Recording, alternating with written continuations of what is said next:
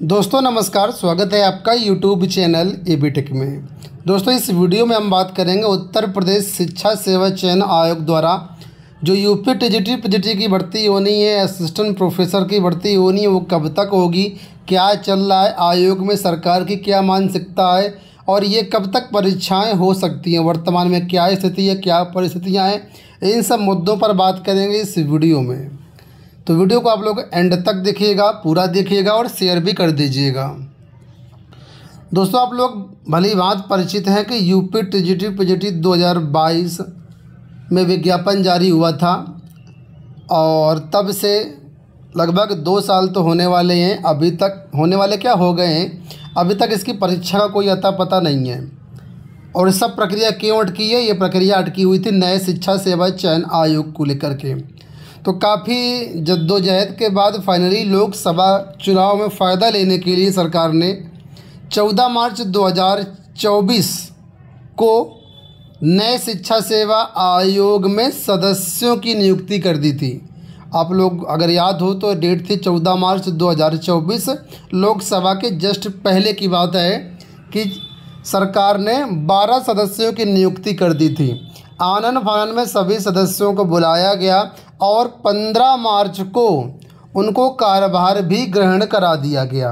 लेकिन सदस्य तो आ गए थे और अध्यक्ष जो है वो नहीं आ पाए थे, क्योंकि अध्यक्ष पद के लिए कोई उपयुक्त अभ्यर्थी मिला नहीं था। और उसी समय जो है सरकार ने जो है वो नए अध्यक्ष के लिए विज्ञापन भी जारी किया था कि नए अध्यक्ष के लिए विज्ञापन जारी किया गया और इसके लिए फॉर्म भराए जाएंगे और उसकी प्रक्रिया लोकसभा चुनाव जब तक ख़त्म होगा तब तक हो जाएगी। तो फिलहाल लोकसभा चुनाव संपन्न हो गए, 1 महीना भी होने वाला है। 4 तारीख को आप लोग जानते हैं मतगणना हुई थी 4 जून को और आज कल 4 जुलाई है। 1 महीना हो गया लेकिन अभी स्थायी अध्यक्ष की नियुक्ति नहीं हो पाई है। थोड़ा सा मैं पीछे ले जाऊँगा, आपको ये बताना चाहूँगा कि 14 मार्च को सदस्यों की नियुक्ति, 15 मार्च को कार्यभार और इसके बाद करीब 8 मई को उत्तर प्रदेश लोक शिक्षा सेवा चयन आयोग में कार्यवाहक अध्यक्ष की नियुक्ति हुई।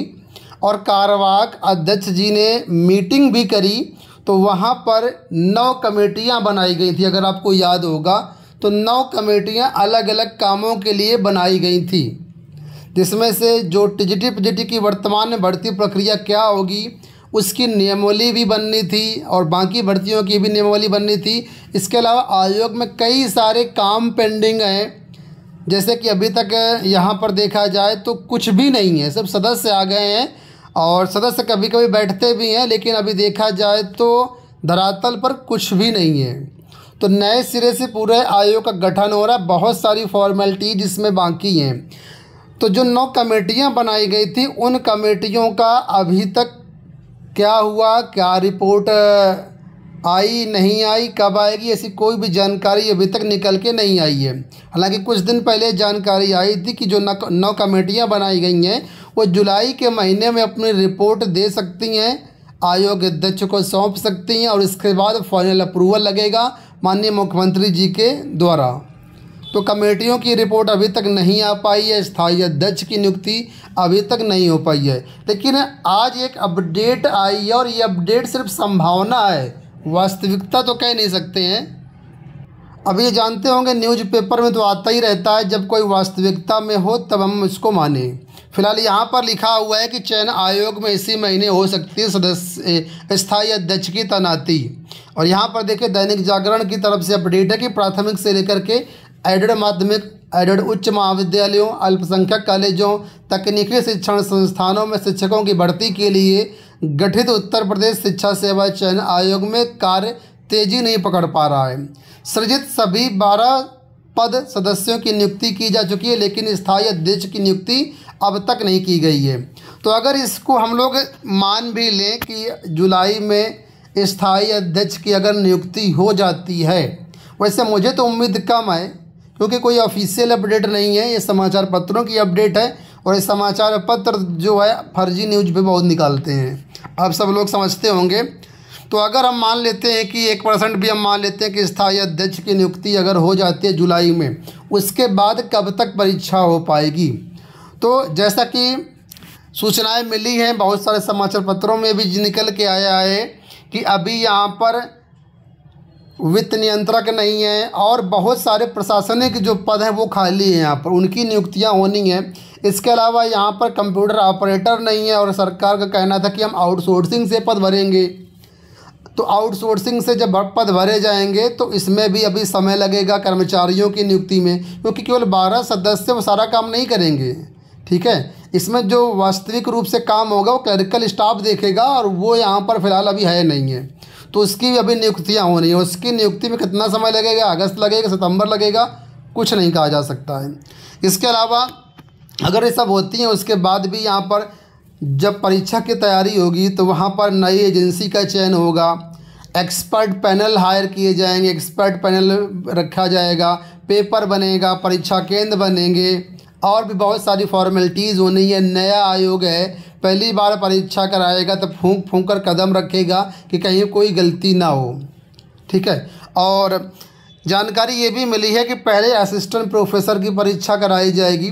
तो समाचार पत्रों में जो न्यूज़ निकल के आ रही थी उसके अनुसार आपकी परीक्षा जो है जुलाई अगस्त में कराए जाने की संभावना बताई जा रही थी। लेकिन जब अभी अध्यक्ष ही नहीं है, प्रशासनिक स्टाफ भी नहीं है, यहाँ पर क्लरिकल स्टाफ भी नहीं है, कंप्यूटर ऑपरेटर वगैरह नहीं है, तो कैसे आप कह सकते हैं कि जुलाई अगस्त में असिस्टेंट प्रोफेसर की परीक्षा भी पॉसिबल है।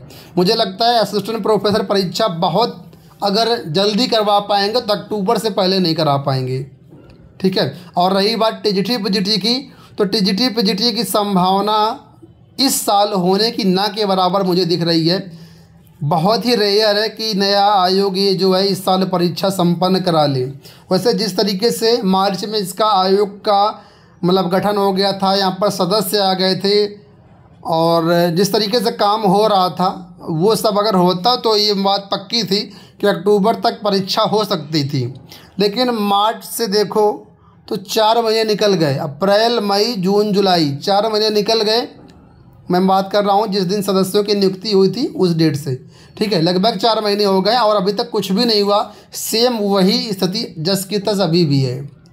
और ये सब जो थोड़ा सा तेज़ी आपको देखने को मिली थी वो लोकसभा चुनाव को देखते हुए मुझे लगता है आनन फानन में यहाँ पर सदस्यों की नियुक्ति की गई थी और इसी वजह से थोड़ी तेज़ी दिखी थी। हालांकि मुख्यमंत्री ने अभी चुनाव बाद भी बैठक बुलाई थी और भर्तियों को तेज़ी से पूरा करने के निर्देश दिए गए, लेकिन माध्यमिक और शिक्षक भर्तियों में कोई तेज़ी फ़िलहाल मुझे तो नहीं दिख रही है।